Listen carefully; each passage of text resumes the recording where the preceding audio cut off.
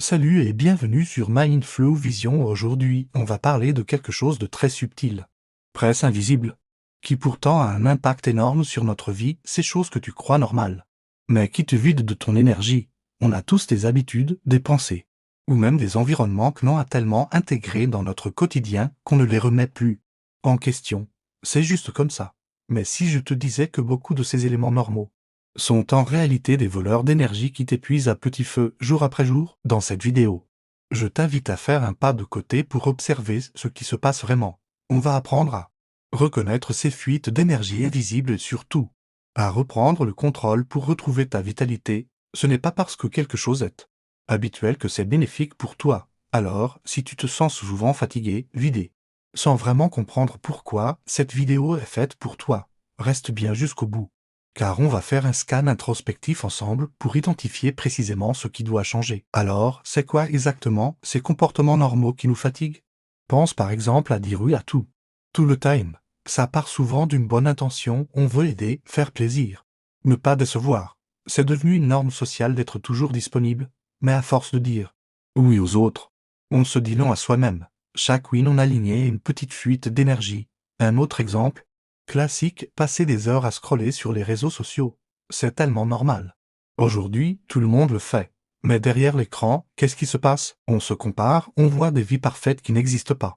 On se sent submergé d'informations, et à la fin, on se sent plus vide qu'avant. C'est une fatigue mentale et émotionnelle insidieuse, ou encore, le fait de constamment se plaindre ou d'écouter les autres se plaindre, c'est devenu une façon de créer du lien pour beaucoup de gens. On se retrouve autour d'un café pour se plaindre du boulot, du temps, de la politique. Ça semble anodin, mais baigner dans cette négativité, même si elle paraît normale, draine complètement notre énergie positive. Maintenant, la grande question, pourquoi est-ce qu'on tolère tout ça? Pourquoi on continue avec ces comportements alors qu'on sent bien, au fond, qu'ils nous tirent vers le bas? La première raison, c'est l'habitude. Notre cerveau adore les automatismes. Ça lui demande moins d'énergie. Changer une habitude, même mauvaise, demande un effort conscient. Et c'est souvent plus facile de rester dans ce qu'on connaît. La deuxième raison, c'est la peur du conflit si on commence à dire non, peur de l'isolement si on arrête de participer aux conversations négatives, peur de passer à côté de quelque chose si on se déconnecte des réseaux sociaux. Ces peurs nous maintiennent dans des schémas qui nous coûtent cher en énergie, et enfin, il y a une raison plus profonde, on n'a pas appris à écouter nos propres besoins, on a été conditionné à chercher la validation à l'extérieur, à se conformer aux attentes des autres, à suivre le mouvement. On a oublié que notre boussole interne, nos émotions, notre niveau d'énergie, sont les indicateurs les plus fiables de ce qui est bon pour nous.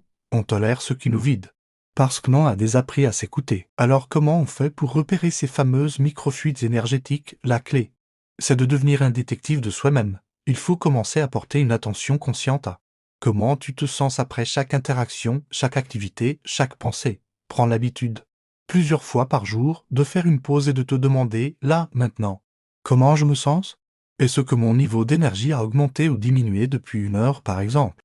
Après avoir passé un coup de fil à un ami, sens-tu de la joie, de l'inspiration? Ou te sens-tu vidé, alourdi après une réunion de travail? Es-tu stimulé ou complètement à plat? Après avoir regardé les infos, es-tu informé ou anxieux? Ce ne sont pas les grands drames qui nous épuisent le plus, mais l'accumulation de ces petites choses, une conversation toxique par-ci, une heure de scheduling par-là, une tâche qu'on procrastine. Chaque élément a une petite fissure dans notre réservoir d'énergie. En devenant conscient de ces variations, tu commences à dessiner une carte de tes voleurs d'énergie personnelle.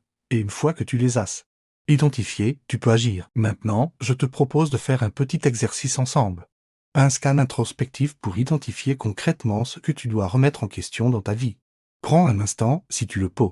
Mets-toi au calme, respire profondément, et je vais te poser quelques questions. Réponds-y. Honnêtement. Juste pour toi.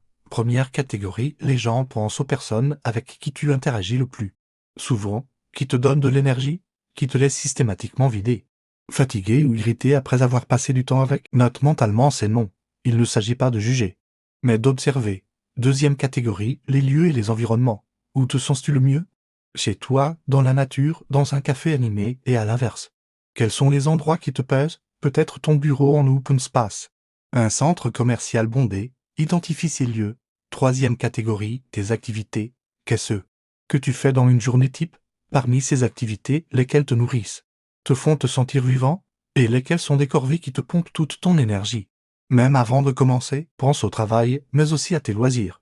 Et enfin, la catégorie la plus subtile de tes pensées. Quelles sont les pensées récurrentes qui tournent en boucle dans ta tête? La critique de toi-même, l'inquiétude pour l'avenir? Le ressassement du passé? Prends conscience de ces schémas mentaux. Cet exercice est la première étape pour reprendre le pouvoir. Maintenant que l'on a une idée un peu plus claire de ce qui nous vide. Comment on fait pour retrouver notre énergie et notre aliment? La première piste, c'est d'apprendre à poser des limites saines. Ça veut dire apprendre à dire non. Non, je ne suis pas disponible ce soir. Non. Je ne souhaite pas participer à cette conversation. Non. Je ne peux pas prendre ce projet en plus. Un non dit avec respect est un grand oui à soi-même. C'est récupérer l'énergie que tu donnais sans compter. La deuxième piste, c'est de faire un tri conscient. C'est comme désencombrer sa maison. Mais pour sa vie. Réduis le temps passé avec les personnes qui te drainent. Choisis des activités qui te rechargent vraiment. Même si ce sont des petites choses comme lire 10 pages d'un livre ou marcher 15 minutes dans la nature, fais le tri dans tes abords sur les réseaux sociaux. Ne suis que les comptes qui t'inspirent et t'élèvent. Chaque petit choix conscient dans cette direction va boucher les fuites et te permettre de remplir à nouveau ton réservoir d'énergie. Il ne s'agit pas de tout changer du jour au lendemain, mais de faire un petit pas, puis un autre. Enfin, la dernière étape est peut-être la plus importante. C'est de te reconnecter à toi. Prends des moments de silence dans ta journée. Juste quelques minutes sans téléphone, sans musique, sans distraction. Juste toi et ta respiration. C'est dans ces moments que tu peux entendre tes propres besoins, tes désirs, ton intuition. C'est là que tu peux te demander de quoi ai-je vraiment besoin. Maintenant, peut-être que la réponse est du repos, une conversation enrichissante, un moment créatif ou juste un verre d'eau.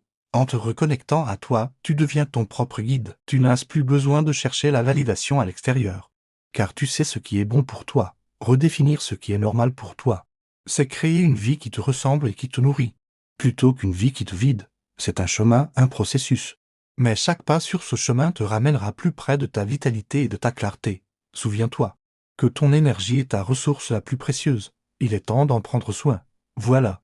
J'espère que cette exploration t'a donné des clés pour commencer à observer ce qui, dans ton quotidien, pourrait te vider sans que tu t'en rendes compte. Le message à retenir est simple, ce n'est pas parce que c'est habituel que c'est bon pour toi. Remettre en question ce que tu considères comme normal est l'un des plus beaux cadeaux que tu puisses te faire. C'est le début d'un chemin vers plus de conscience, plus de clarté et surtout, plus de vitalité. Tu mérites de te sentir plein d'énergie et aligné avec toi-même. Si cette vidéo t'a parlé, si elle a fait écho en toi, abonne-toi à Mindflow Vision pour recevoir chaque semaine de nouvelles vidéos qui t'aideront à évoluer. Et si tu penses à quelqu'un qui se sent tout le temps fatigué, vidé, sans trop savoir pourquoi, partage-lui cette vidéo. Peut-être que ce qu'il croit normal est justement en train de l'épuiser. Merci de m'avoir écouté, prends bien soin de ton énergie. Et je te dis à très bientôt pour une nouvelle vidéo.